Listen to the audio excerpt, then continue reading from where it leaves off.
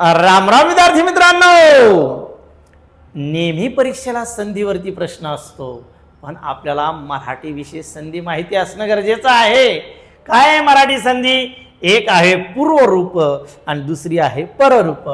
परीक्षेला प्रश्न विचारला, आधीच्या स्वराचा लोप होऊन पुढे आलेला स्वर कायम राहतो तेव्हा त्याला काय म्हणतात? म्हणजे कसं, समजा या ठिकाणी आपण उदाहरण घेतलं, घर अधिक ई. आता घडतं काय, या र मध्ये कोण आहे? अ, आणि त्याच्या पुढे कोण आलं? ई.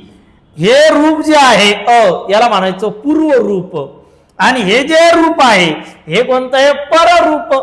मग जर हे कायम राहिलं की त्याला आपल्याला म्हणावं लागतं पूर्वरूप संधी, आणि हे निघून गेलं आणि हे कायम राहिलं तर त्याला म्हणावं लागतं आपल्याला पररूप संधी.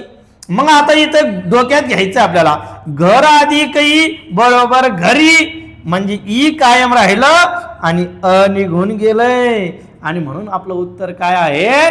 पररूप संधी.